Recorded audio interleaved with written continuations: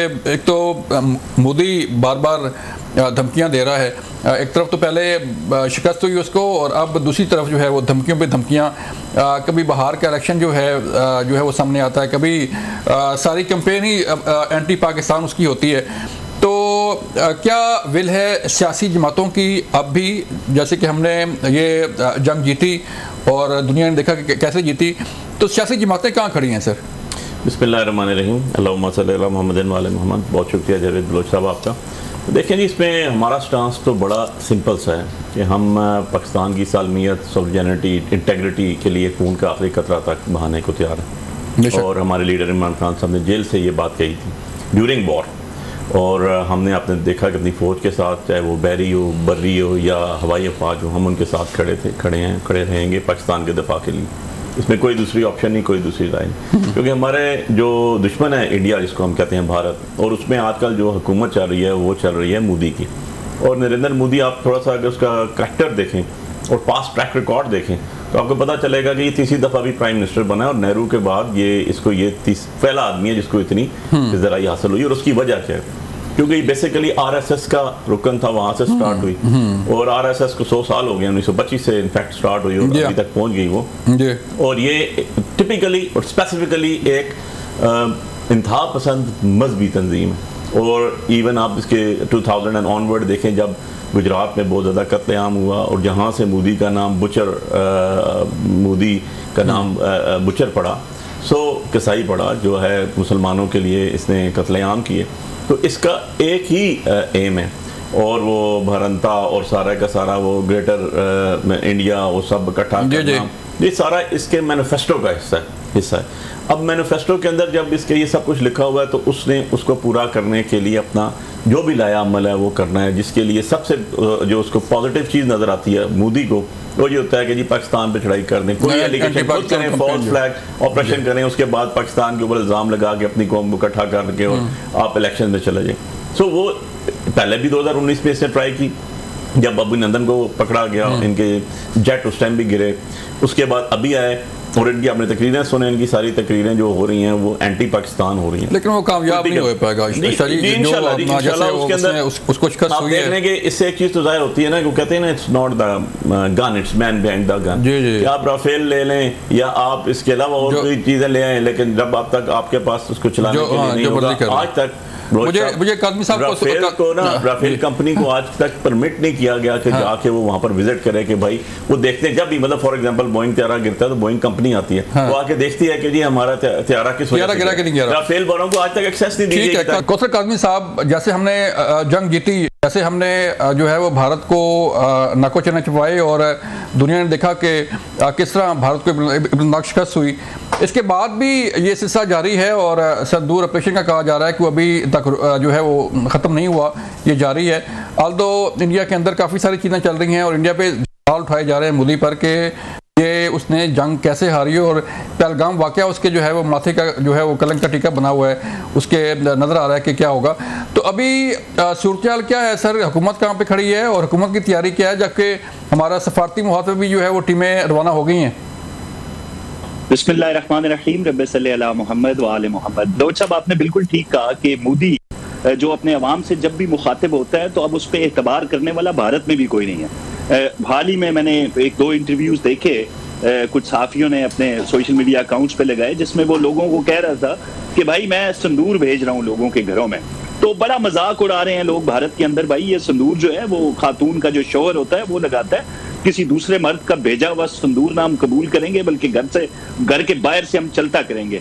तो जिस ऑपरेशन का नाम संदूर रख के पाकिस्तान पर जारियत की, वो उसके लिए एक मजाक, एक गाली बन चुका है वहां पे। तो जो वक्त भेजा है आप उसकी भी जरा तरजीहात देख लें बलोच साहब।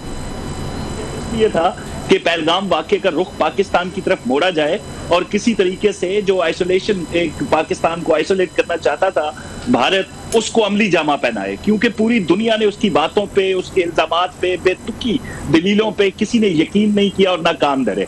तो अब उस नाकामी को छुपाने के लिए अपनी खोई हुई मकबूलियत, जो वाकई गैर मकबूल हो रहा है आए दिन के साथ, एक जो एक्सट्रीमिस्ट तबका है, मेरे भाई अली ने बिल्कुल ठीक कहा कि RSS जो है वो हिंदुआता और एक मुस्लिम कुछ जो है वो जमात है, उसके नजरियात इंतहा पसंदाना है, तो वो अब वो वापस वो चीज गेन करना चाहता है। अब उसको वो मिल नहीं रहा। गए तो वो पहलगाम के हवाले से पाकिस्तान पर इल्जामात और रायआमा हमवार करने के लिए थे, लेकिन उनका अव्वलीन टारगेट वहां पे हमारे फील्ड मार्शल सैयद आसिम मुनीर हैं। आप देख लें, रविशंकर ने डेनमार्क के अंदर ना पहलगाम वाक़े का जिक्र किया, ना कोई और बात की। आगाज में ये कह दिया कि भाई वो जो फील्ड मार्शल आसिम मुनीर है वो बड़ा खतरनाक आदमी है भाई, वो उससे यानी कि खौफ में मुब्तला है भारत हमारे फील्ड मार्शल से, इसीलिए बजाय इसके कि कोई और आगाज ही उन्होंने हमारे फील्ड मार्शल से किया कि भाई फिर लेकिन अपना काज़मी साहब, इस सारी सूरत हाल जो है वो आपके सामने है और दुनिया देख रही है। और पाकिस्तान ने पहले तंबीह की थी कि हमें किसी को बताने की ज़रूरत पेश नहीं आएगी और ना ही हमें ये बताना पड़ेगा कि हमने क्या जवाब दिया और कैसे जवाब दिया। तो दुनिया ने खुद देखा कि हमारा जवाब क्या था और जिसे भारत ने खुद तस्लीम किया और भारत का जो मीडिया है, भारत की आवाम है, वो तस्लीम कर रही है। देखिए, बिल्कुल ललकार के, बता के, दिन की रोशनी में, यानी फजर के वक्त जब हमला होता है, मतलब वो रात के अंधेरे में छुप के हमला नहीं था। हमारे DG ISPR हों, हमारे जो अभी फील्ड मार्शल हैं जनरल आसिम मुनीर साहब, वो हों, उन्होंने खुल के कहा था कि भाई ना आपकी प्रॉक्सीज को छोड़ेंगे, आप हमला करके देख लें, आपको ऐसा जवाब मिलेगा कि दुनिया को बताना नहीं पड़ेगा। बिल्कुल आपने बजा फरमाया जी, पूरी दुनिया ने देखा, लोग सवाल कर रहे हैं और आगे से जवाब क्या आता है कि छोड़ें कि जहाज गिरे या नहीं गिरे, नंबर्स क्या हैं, छोड़े इस बात को। अहम तो ये है कि गिरे क्यों, मतलब जहाज गिरे क्यों, इस किस्म की फजूल बातें, फजूल बयान, बल्कि एतराफ भारत की तरफ से आ रहा है। जो हमारा मौक़िफ़ था कि हमने उनको नाको चने चबवाए हैं, हमारे एयर फोर्सेस ने, हमारी बहरी अफवाज ने बड़ा ताबड़तोड़ जवाब दिया। भारतीय जनरल ने जो इतराफ है काज़मी साहब, वो तो दुनिया देख रही है ना कि किस तरह भारत खुद इतराफ कर रहा है और भारत के अंदर से जो है वो चीज़ें निकल रही हैं। अली बुखारी साहब, बड़ी अहम बात की आपने भी जो है नुक्ता उठाया था RSS का। ये इंतहा पसंदी जो है, हिंदू इंतहा पसंदी जो है, वो दुनिया में न सिर्फ पाकिस्तान उससे मुतासर हो रहा है, बल्कि उन्होंने कनाडा में जो है वो सिख मर्डर किए, अमेरिका में जाके कार्रवाई की, UK के अंदर जो है वो पकड़े गए। तो इस तरह की चीज़ें दुनिया नहीं देख रही। दुनिया क्या सोच रही है? इस दफ़ा पहली दफ़ा जो है भारत का जो नैरेटिव है वो बिका नहीं है, उसको दुनिया ने पूछा है, सवाल किया है कि क्यों ये हुआ। देखिए बलोच साहब, बड़ा टेक्निकली हम लोगों ने इसको बड़ा साउंड तरीके से जो है वो मैं कहता हूँ परफॉर्म किया, सारी की सारी स्ट्रैटेजी को भी अपनी बिल्ड भी की है और अल्लाह की मदद आई। देखें, उनका कनाडा में, उसके बाद अमेरिका में, UK में, कतर में, इवन कतर में जाके इनके बंदों को हैंग सेंटेंस हुई, ख़वातीन समेत जो वहाँ की रॉ एजेंट्स थी, और मोदी को जाके उनको छुड़ाना पड़ा।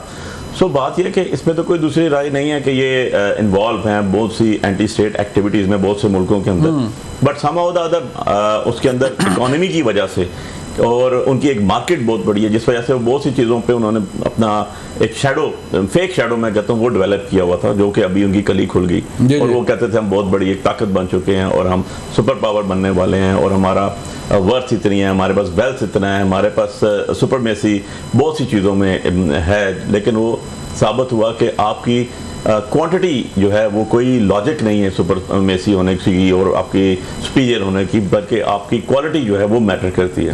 और आपने इस वॉर में देखा कि मैं आपको बात कर रहा था पहले भी कि राफेल की एक हिस्ट्री है। ये 2001 में इसकी फ्लाइंग स्टार्ट हुई और 25 साल गुजर चुके हैं और ये दुनिया में अभी 290 एयरक्राफ्ट्स हैं जो वर्किंग पोजीशन में हैं, जो दिए गए, जिनमें से 220 फ्रांस के पास हैं, 70 बाकी इंक्लूडिंग इंडिया बाकी ममालिक के पास है। और जी मैं उनको बताता हूँ, उनका रेशो ऑफ एक्सीडेंट अगर आप देखें, क्रैश देखें, तो आज तक 9 जहाज गिरे हैं। उन 9 में से 2 जो एक्रोबेट करते हुए आपस में टकरा गए, ह्यूमन एरर आ गया, पीछे 7 बच गए और आप 25 में से जब 7 को डिवाइड करते हैं तो 3, 3.5, 4 साल में 1 जहाज गिरा।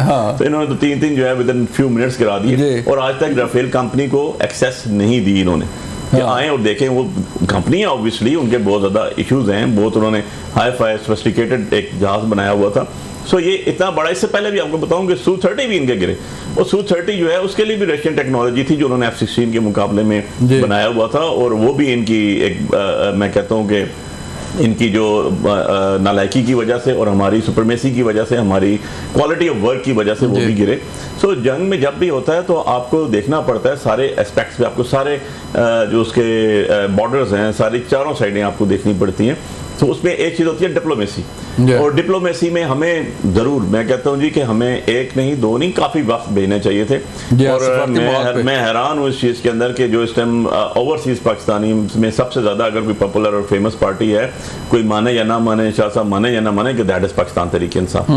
और डेफिनेटली इसके अंदर वक्त के अंदर शामिल होना चाहिए था, क्योंकि आप मुल्क को रिप्रेजेंट कर रहे हैं। मुल्क को एक पार्टी रिप्रेजेंट नहीं करती, मुल्क को सारी पार्टीज रिप्रेजेंट करती हैं। मुल्क को एक स्ट्रक्चर रिप्रेजेंट नहीं करता, सारी पार्टीज का स्ट्रक्चर जो है मिलकर रिप्रेजेंट करता है, और उसको आपको आगे लेके जाना चाहिए था। लेकिन जो मोदी जो है, मैं आज भी ये असेस करता हूँ, और मेरी बात अल्लाह ना करे सही साबित हो, लेकिन मेरे लीडर इमरान खान साहब ने भी ये प्रिजम्पशन बताई थी कि ये वो बैठेगा नहीं, क्योंकि उसका तो सारा कैरियर जो है वो दाव पे लग चुका